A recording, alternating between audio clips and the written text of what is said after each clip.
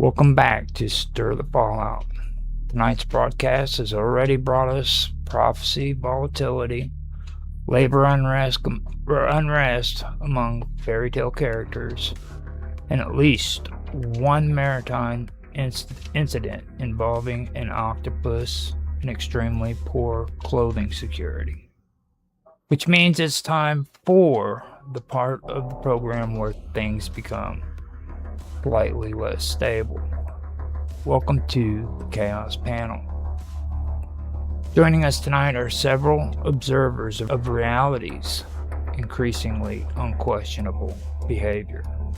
Let's begin. We now enter the Chaos Panel. Remain composed, speak clearly, no spontaneous prophecies. Alright, Chaos Panel. I want to throw something strange onto the table. All of you claim in one way or another that something shifted in the pattern of events. Call it destiny, call it coincidence, call it cosmic static. But at some point you notice something. So here's the question. Where did you first notice the signal? Honestly, I noticed when the production stopped behaving. You do have experts absolutely certain about what was coming next, and then reality just walked off script. Not once, not twice, but repeatedly. At some point you started wondering if the universe is improvising. I noticed it way earlier than that. I knew before everyone. They wouldn't listen to me, no. No, for me it was when all the weird stories started rhyming with each other.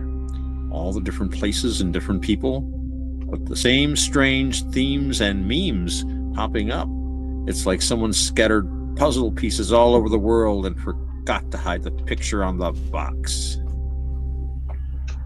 Yeah, see, my moment was way simpler. I realized something weird was going on when the ridiculous things kept turning out to be true. You know how normally the dumbest possible timeline is just a joke? Well, suddenly the dumb timeline started winning. That's when I knew we were living inside a cosmic prank. So let me ask you this then. If there really is a signal, who's broadcasting it? The gods, the future, the algorithm? Or maybe it's just humans getting better at noticing patterns. Or worse, maybe something noticed us first. Honestly, I think that the universe should just hit shuffle and walked off. So what we're saying here tonight is this. Either destiny is unraveling or something spilled coffee on the cosmic control panel. But if the signal is real and people are starting to hear it, then the next question becomes unavoidable. What happens when everyone starts responding to it at the same time? And that might be where things get dangerous. Hold on. We got something coming in. Wait, what? We're getting an update right now. Alright, folks. We're interrupting the Chaos Panel for a moment. This just came across the desk. This just in. Multiple observers across several regions are reporting sudden synchronization events. Clocks drifting into identical seconds. Random devices activating at the same time. And several individuals claiming they heard, quote, a signal beneath the noise. Okay, that's unsettling timing. See, I told you this was happening. That's exactly what pattern activation looks like. Or, just hear me out here. Someone leaned on the universe's group notification button. According to reports, several of these witnesses described the experience the same way. They say the moment lasted only a few seconds, but during that moment, they felt like everything lined up, like the world paused and something tried to speak. Did they record anything? Apparently, one person claimed he did, but the recording only contained static. Maybe that's not static. That's carrier signal noise. Or could be the universe breathing into the microphone. Well, if what we're hearing is accurate, then the question we asked a moment ago might be more relevant than we realized. Because if people are starting to hear the signal at the same time, then maybe the broadcast isn't random. Maybe it just went live. So let's continue the question, but now with this information in mind. When did you first notice the signal? And are we already too late? Slag.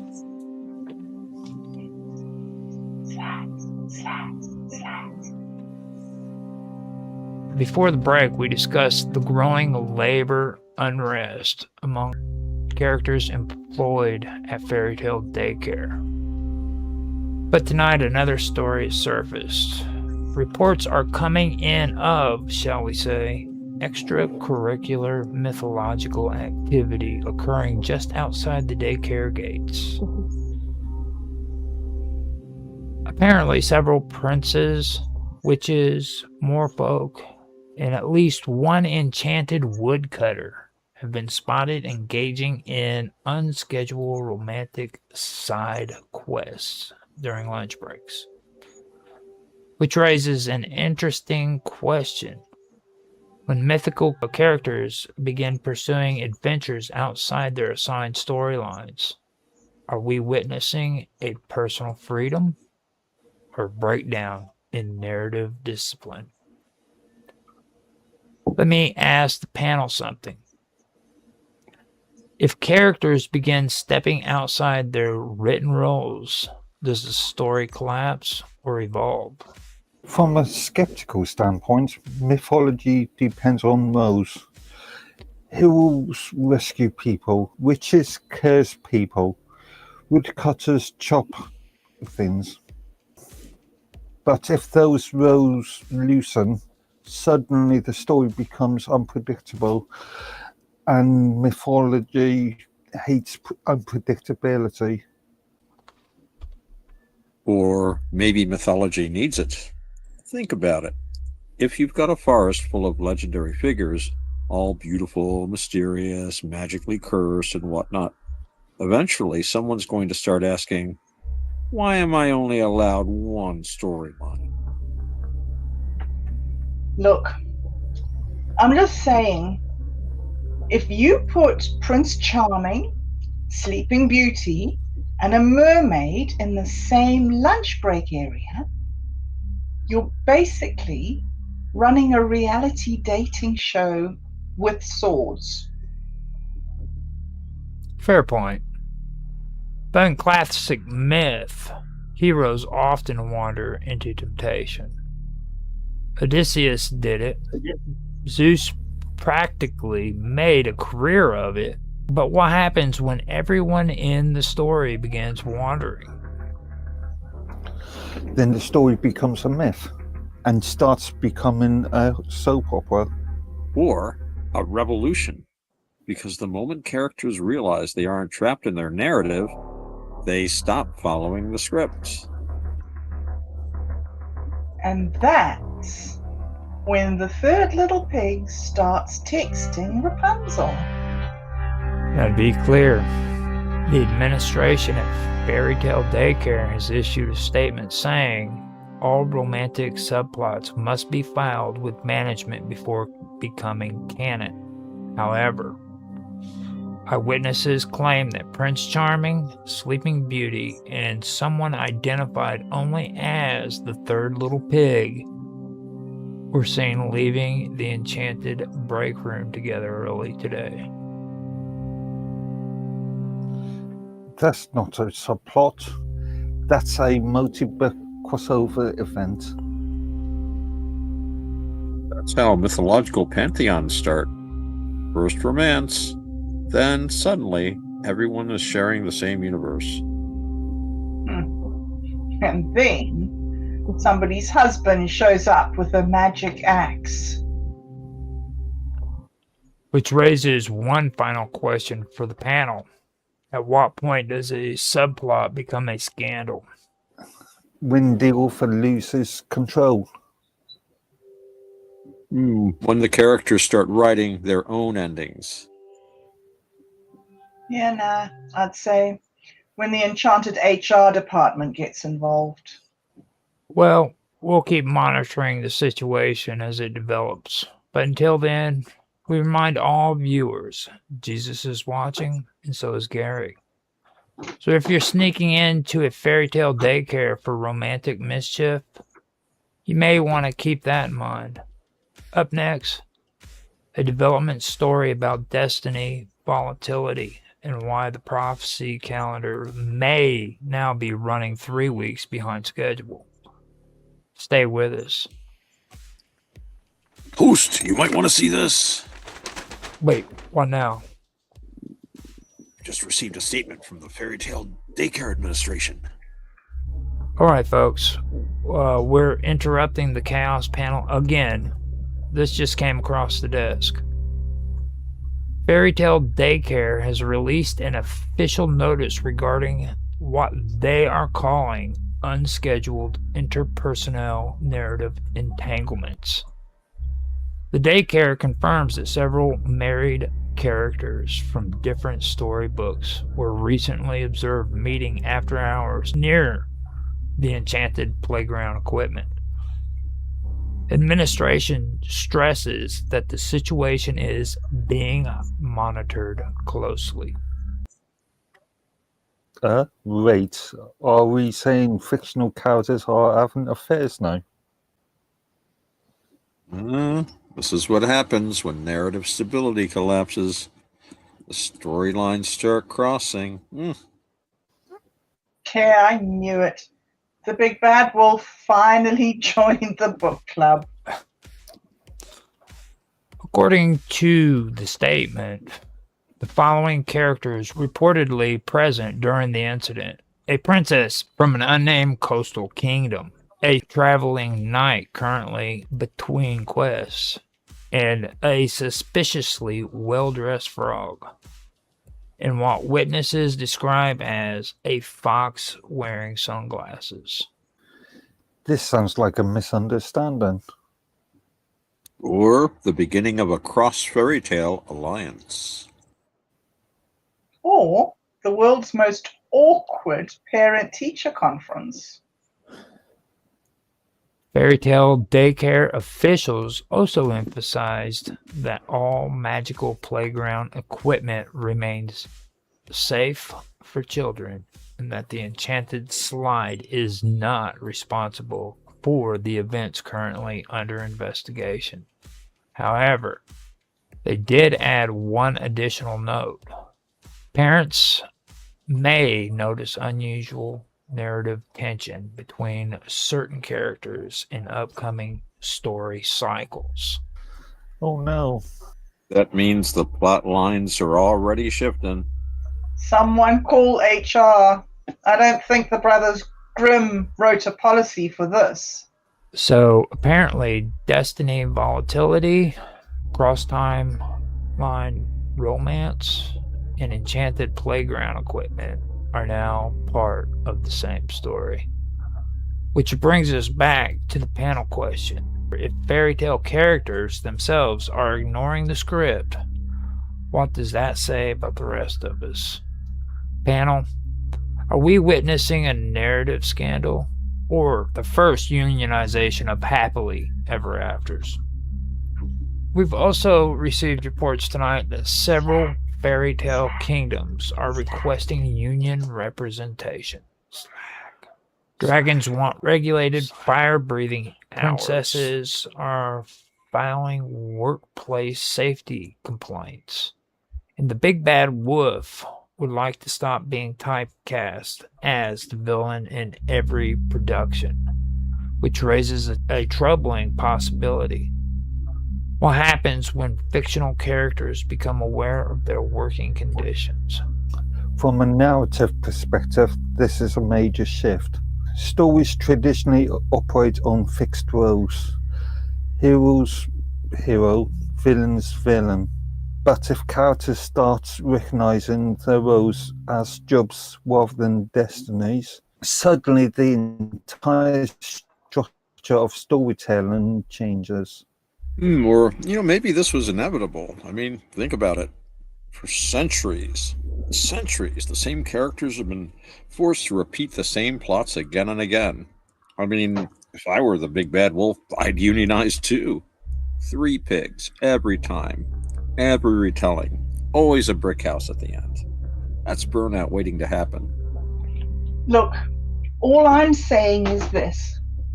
If dragons finally get a 40-hour fire-breathing work week, insurance premiums in medieval villages are about to skyrocket. Do stories belong to their authors or to the characters inside them? Traditionally, the authors, but culturally, characters eventually become public property. That is why myths survive. They stop belonging to one person. And once characters realize that, they might start negotiating their own arcs. Which means that next year we're getting Little Red Riding Hood, the director's cut. If fairy tales unionize, does mythology follow? Possibly, because mythologies already behave like a shared narrative economy. I could imagine Zeus filing a harassment complaint against fate itself. Imagine Hercules demanding overtime pay for 12 labors. And the final follow-up. Could legends eventually negotiate their own endings? If stories become self-aware, that might be inevitable. Or terrifying, because the moment characters start changing their endings, history stops being predictable. Also, Cinderella might decide the glass slipper is not owner-approved footwear. Before we continue, I must remind everyone of an important broadcast compliance notice. Jesus is watching, and so is Gary. Bullhorn Barry is gay, and apparently John Galt is too. Across tonight's broadcast, we've seen several strange signals. Prophecies moving, fairy tales organizing, and the sea improvising plot twists involving octopuses and stolen clothing. Which leads to the final question for the Chaos panel. If the old stories are breaking down, what new myth is forming in their place? We might be witnessing the rise of collaborative mythology. Stories shaped not by single authors, but by entire cultures interacting in real time. Or we're watching digital folklore emerge, memes, live streams, internet legends, stories that spread faster than ancient myths ever could. Personally, I think humanity has become the trickster archetype. We're poking every rule of reality just to see what breaks. So perhaps tonight's lesson is this. The old myths are not dying. They're evolving, rewriting themselves, unionizing, improvising, and possibly filing paperwork. Which means the next chapter of the story may already be unfolding somewhere outside the script. And if that's true, we'll be here to cover it. All right, Chaos Panel. We need to address the story currently confusing both marine biologists and narrative theorists. Earlier today, a perfectly ordinary summer swim turned into what witnesses are now calling an unscheduled mythological incident. According to multiple reports, a young woman entered the water for a casual swim. At some point during the swim, an octopus reportedly emerged from the rocks and made off with her clothing. Moments later, the octopus itself was eaten by a passing shark, which has left the original participants standing in the water thinking, "Oh no, what do I do now?" Now, normally, this would simply be filed under Strange Beach Story. But several observers have pointed out that the sequence of events reads uncannily like the opening of a myth. And that raises a troubling question for the Chaos Panel tonight. When a completely unscripted event suddenly begins to resemble a folk tale, are we witnessing random chaos? Honestly, mythology often starts exactly this way. Something bizarre happens, witnesses start telling the story. Each version has symbolism. Give it a few generations and suddenly it's a legend about the sea punishing vanity or rewarding courage. Or maybe the sea was just bored. You've got to admit the timing is suspicious. Octopus steals clothes, shark eats octopus. That's not chaos so much as it's narrative escalation. Well, the shark definitely understood the assignment. Let's talk about the octopus for a moment, because witnesses insist that the creature specifically targeted the clothing. So the panel must ask, was this simply animal curiosity or the most committed underwater prank in recorded history? Octopuses are famously intelligent. Stealing objects isn't unheard of. But the timing of the shark encounter makes it feel like the universe edited the scene for dramatic effect. I'm just saying, we've never asked the octopus what its plan was.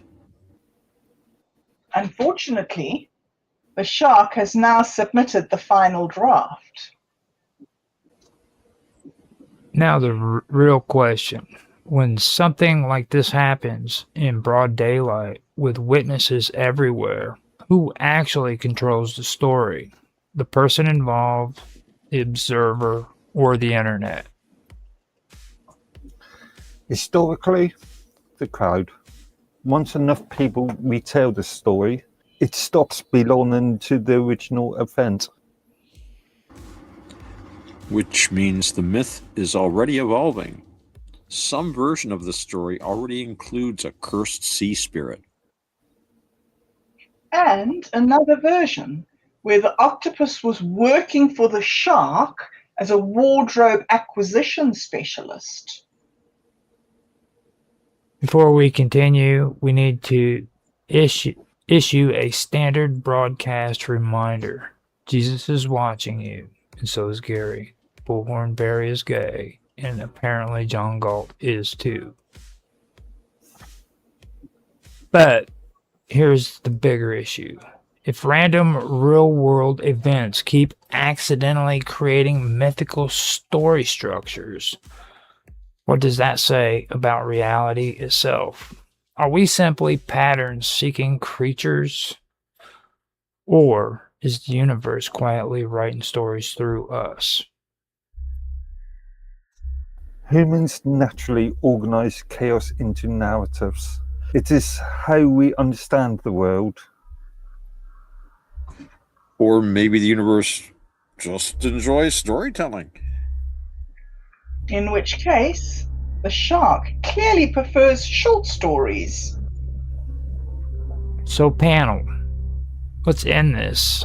If a strange beach incident can transform into legend within hours, what other ordinary events might already be turning into myths right now? Possible directions: modern folklore spreading through the internet, reality becoming collaborative storytelling, everyday chaos generating new mythology. So tonight's conclusion from the Chaos panel appears to be this. A woman went swimming.